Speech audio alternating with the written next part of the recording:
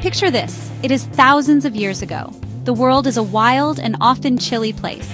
Early humans needed to find ways to stay warm. The crackling fire was a wonderful invention, of course, but you couldn't carry a fire with you when you slept. So, what was the solution? They looked to the world around them.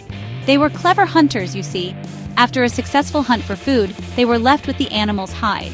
They soon realized these skins, once cleaned and prepared, were incredibly useful. They were the very first blankets. These first coverings weren't soft and fluffy like the ones we know today. They were heavy, sometimes a bit stiff, probably quite smelly, but they did the job splendidly. An animal skin could be draped over the shoulders during a cold day. It could be laid upon the hard ground of a cave to create a slightly softer bed. Most importantly, it could be pulled over the body at night, trapping precious body heat and protecting against the biting wind. This simple act of covering oneself was a massive leap forward. It meant better sleep, better health, a better chance of survival. It was the beginning of our long and cozy relationship with the blanket. As the Stone Age gave way to new eras, a revolutionary technology appeared: weaving. This changed everything. No longer were we solely reliant on animal hides. Humans discovered they could spin fibers from plants and animals into thread. Then, using a loom, they could weave these threads together to create fabric. This was an incredible breakthrough. Suddenly, blankets could be made lighter, softer, and in all sorts of sizes. The ancient Egyptians were masters of this. They wove fine linen from the flax plant, creating lightweight cloths perfect for their warm climate, used for bedding and even as shrouds for their pharaohs. Different cultures around the world put their own unique spin on the woven blanket. In the cooler climates of Europe and the Middle East, wool became the material of choice. Sheep were domesticated, and their thick, warm fleece could be sheared, spun into yarn, and woven into wonderfully insulating blankets. Think of the shepherds in the hills, wrapped in the very wool of the flocks they tended. Across the globe in Asia, another luxurious material was discovered: silk. The secret of the silkworm was closely guarded in China for centuries, producing blankets and textiles that were impossibly soft and shimmering. They were so valuable they were used as currency. In the Americas, long before the arrival of Europeans, great civilizations were also weaving magnificent textiles. In the Andes Mountains of Peru, weavers used the incredibly soft wool from alpacas and llamas. They developed sophisticated techniques, creating intricate patterns and vibrant colors. Using natural dyes made from plants and insects, their blankets or mantas were not just for warmth. They were works of art that told stories and signified a person's status within their community. The patterns could indicate where you were from, your family lineage, or your role in society. A blanket could be a biography you wore. This global explosion of weaving turned the blanket into a canvas for cultural expression. Each region developed its own signature style. The patterns, colors, and materials used told a story about the local environment, the available resources, and the beliefs of the people. From the geometric designs of North Africa to the floral motifs of India, blankets became a key part of a culture's identity. They were exchanged as important gifts, used in ceremonies, and passed down through generations as precious heirlooms. The humble blanket had traveled a long way from a simple animal skin. It was now a piece of cultural heritage. Some blankets are so special they have become famous in their own right. They are more than just bed coverings. They are historical artifacts. Perhaps one of the most recognizable is the Hudson's Bay Point blanket. You would know it if you saw it. A thick, creamy white wool blanket with bold stripes of green, red, yellow, and indigo at one end. For centuries, these blankets were a key item of trade in North America. Produced in England, they were traded by the Hudson's Bay Company with indigenous peoples in exchange for furs. The small black lines, or points, woven into the side indicated the blanket's size and therefore its value in the fur trade. Another legendary blanket comes from the American Southwest.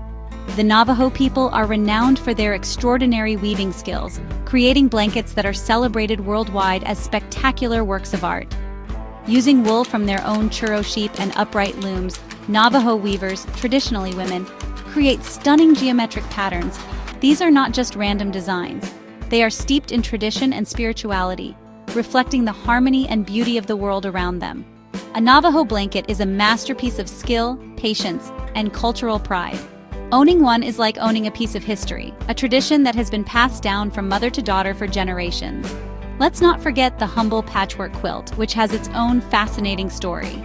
This tradition became particularly popular in places like Britain and America in the 18th and 19th centuries. Fabric was expensive, so no scrap was wasted. Thrifty homemakers would save small, leftover pieces from sewing projects. A piece from a worn-out dress, a snippet from a baby's gown, a square from a husband's old shirt. These fragments of family life were then painstakingly stitched together to create a colorful and unique blanket. Each patch told a story, making the quilt a warm and beautiful chronicle of a family's life. These iconic blankets show us how a simple object can become deeply embedded in the story of a nation or a people. They were items of trade that shaped economies, like the Hudson's Bay blanket. They were expressions of artistic and spiritual identity, like the Navajo blanket.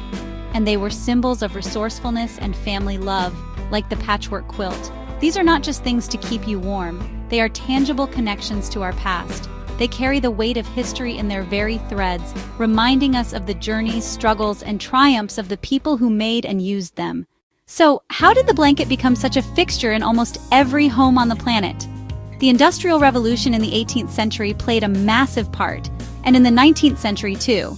Suddenly, factories with huge, powerful looms could produce textiles faster and more cheaply than ever before. Blankets were no longer a luxury item that took weeks or months to make by hand. They became affordable for the masses. This mass production meant ordinary families could now afford to have multiple blankets in their homes, one for every bed, and perhaps an extra one to keep in the living room for chilly evenings.